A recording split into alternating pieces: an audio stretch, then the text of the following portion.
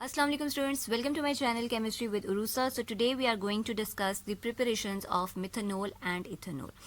तो students methanol को हम लोग मिथाइल अल्कोहल भी कहते हैं और इसका फॉर्मूला है CH3OH, ठीक है जी। और इसको आप वुड स्पिरिट भी कहते हैं। Why? Because in early days it was obtain from the destructive distillation of wood, ठीक है, and that is why it is also known as wood spirit. अगर आपके पेपर पॉइंट ऑफ व्यू के through बात कर ली जाए तो MCQs पार्ट में अक्सर आपके पास एक क्वेश्चन आता है, dash is known as wood spirit, तो alcohol is known as wood spirit, और उसमें भी स्पेसिफिकली मिथेनॉल जो है उसको हम लोग वुड स्पिरिट कहते हैं। क्लियर? ओके। अब बात करते हैं इसकी इंडस्ट्रियल प्रिपरेशन की। तो स्टूडेंट्स, मिथेनॉल को हम लोग वाटर गैस से प्रिपेयर कर सकते हैं industrially.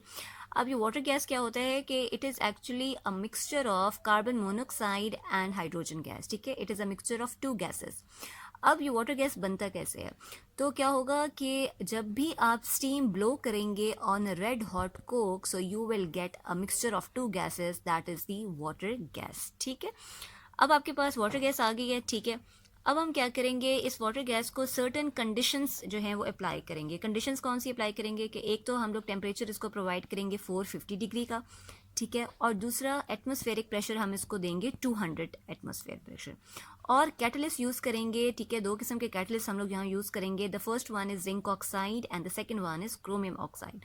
So in the presence of these catalyst और आपके पास 450 डिग्री जो टेम्परेचर है और 200 एटमॉस्फेरिक प्रेशर है, इन सब कंडीशंस में वाटर गैस जो है तो वो आपको क्या दे देगा जी, इंडस्ट्रियली मिथेनॉल जो है वो प्रिपेयर कर लेगा।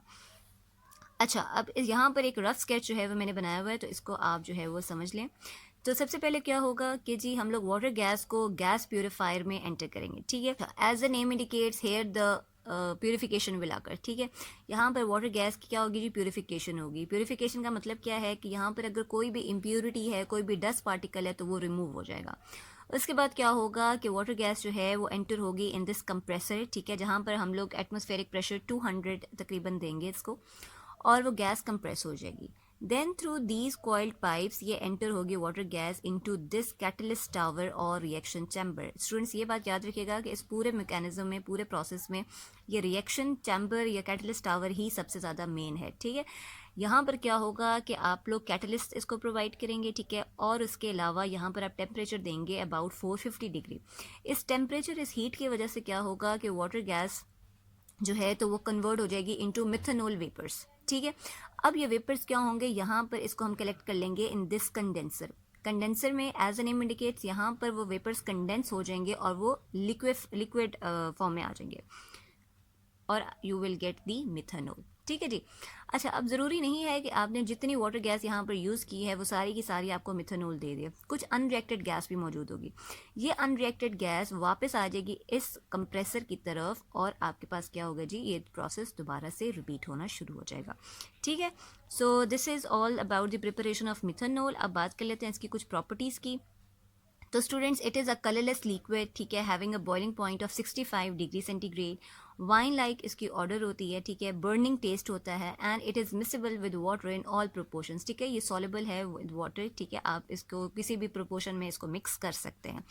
इनफ्लेमेबल है। उसके अलावा इसके जो वेपर्स हैं मिथेनॉल के, जब वो एयर के साथ जो है वो मिक्सचर बनाते हैं, so it forms an explosive mixture, ठीक है। जब ये एयर के साथ कॉन्टैक्ट में आते हैं मिथेनॉल वेपर्स, तो वो एक्सप्लोसिव मिक्सचर भी बना देते हैं। और इसके अलावा इसके यूजेस के बारे में अगर आप बात कर लें, so it is used as a solvent for fats, oils and paints, और इसी तरह ये ड्राई क्लीनिंग में भी यूज़ होता है, एंटी फ्रीजिंग एजेंट भी यूज़ होता है, और इसके अलावा ये आपके पास डी नेचरिंग ऑफ अल्कोहल्स में भी यूज़ होता है। So this is all about the methanol. Now come towards the ethanol. Okay जी। So as the name indicates ethanol, ठीक है, यहाँ पर आपके पास ये एक ऐसा अल्कोहल है कि जिसमें 2 कार्बन होंगे, ठीक है। इसको आप इथाइल अल्कोहल भी कह सकते हैं। इसका फार्मूला जो है दैट इज़ CH3CH2OH, या आप इसको C2H5OH के तौर पे भी लिखते हैं, ठीक है। और हम इथेनॉल को ग्रेन अल्कोहल भी कहते हैं। क्यों कहते हैं, आगे आपको इसकी डिटेल जो है वो पता चल जाएगी। अच्छा स्टूडेंट्स, इथेनॉल को हम लोग अगर प्रिपेयर करना चाहें तो उस प्रोसेस को हम लोग कहते हैं जी फर्मेंटेशन। फर्मेंटेशन के थ्रू हम लोग इथेनॉल को प्रिपेयर कर सकते हैं। कैसे फर्मेंटेशन के थ्रू कर सकते हैं, तो अब ये फर्मेंटेशन होता क्या है, सो it is actually a biochemical process which occurs in the presence of certain enzymes secreted by the microorganisms such as yeast is called the fermentation. ये आपके पास एक ऐसा प्रोसेस है जो कि एंजाइम के प्रेजेंस में होता है, ठीक है, और वो एंजाइम हम लोग लेते हैं माइक्रो ऑर्गेनिज्म से। अब अगर इसको आप सिंपली समझना चाहते हैं तो स्टूडेंट्स यहाँ पर क्या होता है कि जो लार्ज मॉलिक्यूल्स हैं ना, ठीक है, उनको आप कैटेलाइज कर लेते हैं बाय एंजाइम्स और उसको कन्वर्ट कर देते हैं इनटू स्मॉल मॉलिक्यूल्स, ठीक है। अब अगर एंजाइम क्या चीज़ है उसको आप देखना चाहें तो en means in, enzyme means yeast, यानी कि इन ईस्ट ये जितने भी एंजाइम्स होते हैं ना, ये सारे के सारे ईस्ट में होते हैं, ठीक है। East contains a huge amount of enzymes. अब फर्मेंटेशन में क्या होगा कि आपके पास कोई भी जो शुगर है, ठीक है, उसको जब आप कैटेलाइज करेंगे एंजाइम के through, so you will get the ethanol. East के बारे में अगर आप थोड़ा सा समझ लें तो east is actually a microscopic fungus which is unicellular, ठीक है, और सर्टन सूटेबल कंडीशंस में ये रैपिडली रिप्रोड्यूस भी होता है and it contains large number of enzymes, ठीक है जी। अच्छा, अब बात करते हैं फर्मेंटेशन के लिए जो कि नेसेसरी कंडीशंस हैं, ठीक है। तो स्टूडेंट्स याद रखिएगा, फर्मेंटेशन के लिए सबसे पहली चीज़ आती है टेम्परेचर रेंज। तो ऑप्टिमम टेम्परेचर रेंज है आपके पास 25 टू 35 डिग्री। हम ना ही 25 से कम टेम्परेचर रख सकते हैं, ना ही 35 से ज़्यादा टेम्परेचर रख सकते हैं, ठीक है। हमने यही ऑप्टिमम रेंज यूज़ करनी है। क्यों? क्योंकि इस रेंज में ही हमारा एंजाइम एक्टिव होगा। और कहते हैं कि जो मैक्सिमम यील्ड आपको मिलेगी फर्मेंटेशन प्रोसेस के थ्रू, दैट इज़ एट से 27 डिग्री सेंटीग्रेड, ठीक है। अगर टेम्परेचर इससे ज़्यादा हो जाएगा तो भी एंजाइम इनएक्टिव हो जाएगा, ठीक है, यानी कि वो ऑब्वियसली टेम्परेचर रेजिस्ट ज़्यादा नहीं कर सकता, ठीक है। तो वो एंजाइम जो है वो अपनी वर्किंग नहीं करेगा, डिस्ट्रॉय हो जाएगा। और अगर टेम्परेचर कम है तो भी ये इनएक्टिव ही रहेगा। सही है जी। तो आपने क्या करना है, ऑप्टिमम टेम्परेचर रेंज यहाँ पर अप्लाई करनी है। Second is the proper aeration, ठीक है। तो अब सेकेंड बात ये है कि आपने ऑक्सीजन का लेवल देखना है, ठीक है, ना ही बहुत ज़्यादा कम हो और ना ही बहुत ज़्यादा हो। क्योंकि अगर ज़्यादा ऑक्सीजन वहाँ पर होगा तो क्या होगा कि जो एथेनॉल बनेगा जैसे ही, तो ये ऑक्सीडाइज हो जाएगा और आपके पास एसिटल्डिहाइड आ जाएगा, ठीक है। तो आपने क्या करना है, एरेशन को भी आपने प्रॉपर रेंज में ही रखना है। Then is the dilution of solution. अच्छा, अब ये थोड़ा सा इंपॉर्टेंट पॉइंट है, दैट इज़ कि आपने जो सोल्यूशन यूज़ करनी है, जो शुगर आप फर्मेंटेशन के लिए यूज़ करेंगे, तो वो डाइल्यूटेड फॉर्म में होनी चाहिए, ठीक है।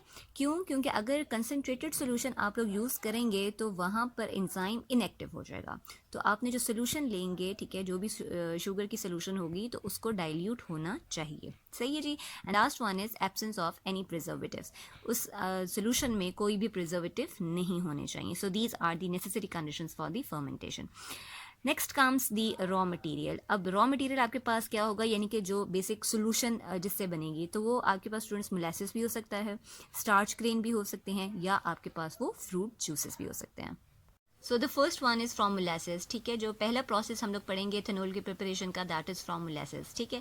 अब स्टूडेंट्स, मोलासेस एक थिक डार्क सिरप होता है और it is the residue obtained after the crystallization of sugar from the concentrated sugar cane juice.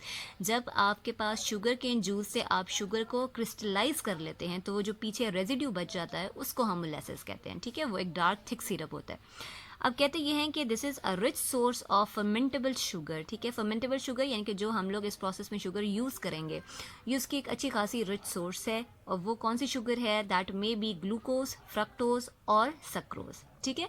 अब फर्मेंटेशन में होगा क्या, जैसे I have told you that sugar को आप क्या करेंगे, कैटेलाइज करेंगे एंजाइम के through and you will get the ethanol.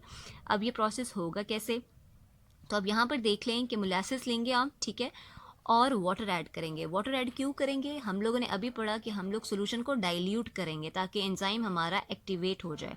तो हमने क्या करना है, for the dilution of solution we will be using water, ठीक है। और एंजाइम हम लोग यूज़ करेंगे जी इन्वर्टेज, और ये इन्वर्टेज किस में प्रेजेंट है, यीस्ट में प्रेजेंट है। Now you will gate two kinds of the products, ठीक है। The first one is glucose and the second one is fructose. अच्छा, अब कहते हैं कि अच्छा, नॉर्मली स्टूडेंट्स ग्लूकोज और फ्रक्टोज को मिक्स कर देते हैं, कहते हैं कि ये सेम ही है। No, these are not same, ठीक है। क्यों? क्योंकि मोलिकुलर फार्मूला तो इनका सेम है, लेकिन basically glucose is actually an aldehyde, ठीक है, और जो आपके पास फ्रक्टोज है ये आपके पास कीटोनिक ग्रुप इसमें होता है, ठीक है जी। अब क्या होगा, कि आपके पास मोलेसिस से ग्लूकोज और फ्रक्टोज आ गया, ठीक है। अब ये ग्लूकोज क्या करेगा, इन the presence of zymes enzyme which is present in east, it will give what, it will give ethanol along with this by product carbon dioxide. और इसमें क्या होगा कि हम लोग अक्सर देते हैं जब हम लोग इसको परफॉर्म कर रहे होते हैं, बना रहे होते हैं, ठीक है, इथेनॉल को, तो वहाँ पर बबल्स बन रहे होते हैं, ठीक है। ऐसे लग रहा होता है जैसे वो सोल्यूशन बॉयल हो रही होती है, तो वो बॉइलिंग जो आपको एक अपीयरेंस से नज़र आ रही होती है, तो that is due to this carbon dioxide, ठीक है। ये आपके पास एक बाई प्रोडक्ट होता है। Is it now the next one is from start. तो स्टूडेंट स्टार्ट के रिच सोर्स है पोटैटो, बार्ले एंड मेस। अब इसमें क्या होगा कि हमने फर्स्ट स्टेप में स्टार्ची मटेरियल जो हमने लिया है, ठीक है, पोटैटो, बार्ले या मेस से, तो उसको हाइड्रोलिसिस के थ्रू माल्टोज शुगर में कन्वर्ट करेंगे, ठीक है। और देन थ्रू फर्मेंटेशन हम लोग इथेनॉल जो है वो ऑब्टेन कर लेंगे। होगा क्या, सबसे पहले स्टेप में आप स्टार्च को जो है वो डाइल्यूट करेंगे विद वाटर और in the presence of diastase enzyme, ठीक है, ईस्ट में जो होता है, you will get the maltose. अब ये डायटेज एंजाइम के बारे में अगर मैं आपको थोड़ा सा बताऊँ, so this is the first enzyme to be discovered, और ये बार्ले में जो है वो प्रेजेंट होता है, ठीक है। अच्छा, अब क्या होगा कि हम लोग माल्टोज जब मिल जाएगा हमें, तो हम उसको मज़ीद डाइल्यूट करेंगे in the presence of maltase, ठीक है, enzyme which is present in yeast, and you will get glucose. Again glucose को क्या करेंगे जी, in the presence of zymes enzyme, ठीक है, इसको कैटेलाइज करेंगे, and you finally you will get the ethanol along with the by product carbon dioxide. So students, by this way you will get the ethanol. So this is all for today, और I hope कि आपको preparation of methanol और ethanol की जो है समझ आई होगी। So thank you so much.